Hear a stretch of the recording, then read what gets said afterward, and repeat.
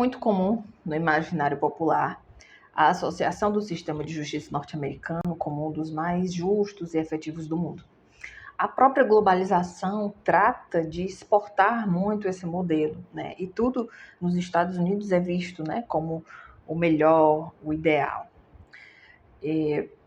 Outros fatores, além da globalização, também ajudam a difundir essa ideia, né, ou essa idealização no geral, como, por exemplo, a efetividade da Constituição daquele país, o alto nível, o alto grau de patriotismo daquele povo, os investimentos em inteligência e tecnologia de ponta, né, nas investigações e soluções de casos penais, e outros fatores, os próprios filmes hollywoodianos, né, que popularizaram muito o Tribunal do Júri, tudo isso induz a pensar que os julgamentos nos Estados Unidos são efetivos, né? As punições são efetivas, os julgamentos são céleres, são garantistas, são justos, etc.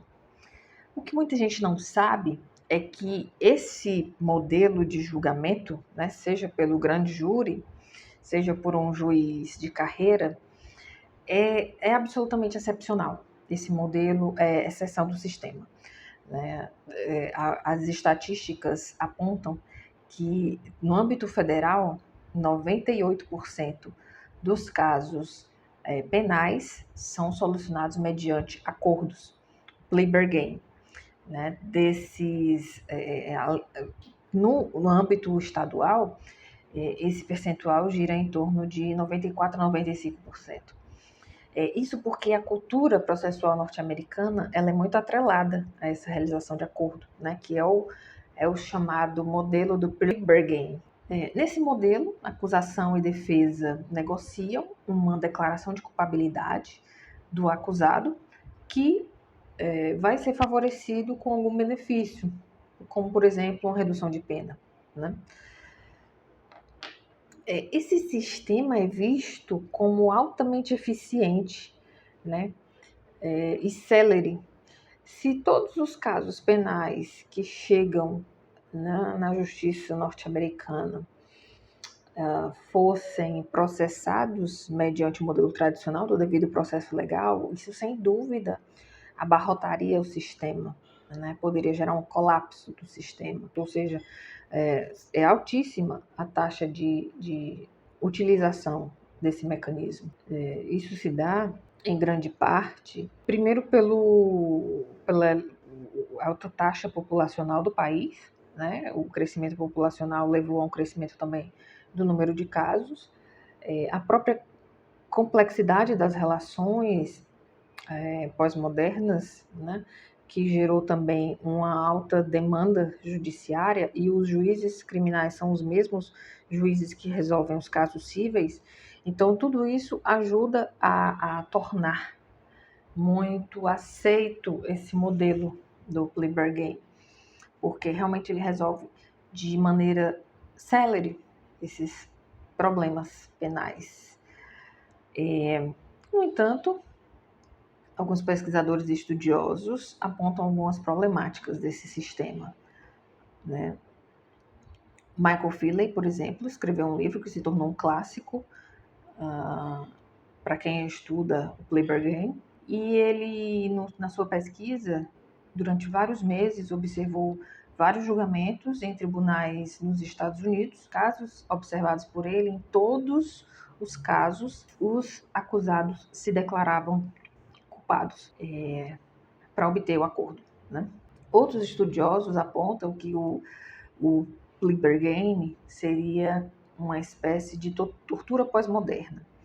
Então, se na Idade Média se usava, né, mecanismos de sofrimento físico para se obter uma confissão, hoje se usa o plea bargain.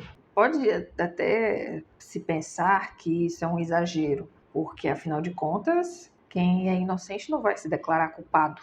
Mas, na verdade, não é assim que funciona. Inclusive, dados do Innocence Project apontam que, né, o Innocence Project obteve centenas de reversões de condenações criminais na justiça norte-americana, graças à produção de prova pericial por DNA, e em 11% desses casos, onde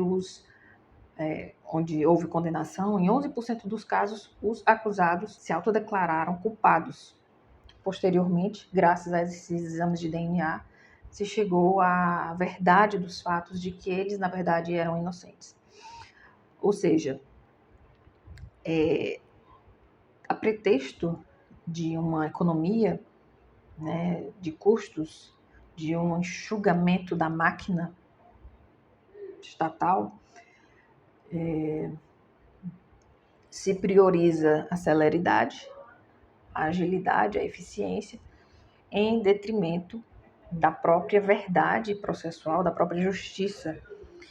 É como se nós tivéssemos esquecido, né? A gente enxerga o processo como algo lento, pesado, burocrático, mas a gente esquece que, na verdade, esse modelo de devido processo legal ele já foi uma construção de séculos, justamente para que nós pudéssemos encontrar uma certa legitimação para o uso do poder estatal na punição penal. Então, é preciso refletir muito sobre o que é mais importante e o que deveríamos priorizar, né, no nosso sistema processual, com todas as falhas que o sistema brasileiro apresenta. Pelo menos nós ainda temos a obrigatoriedade do processo para a imposição de uma pena, apesar de que alguns mecanismos têm sido exportados, mecanismos de solução consensual, de conflito, de negociação, né, no âmbito processual penal, mas, em todo caso, nós precisamos de um processo. Não existe no Brasil imposição de pena sem processo, fato que é a regra no sistema norte-americano.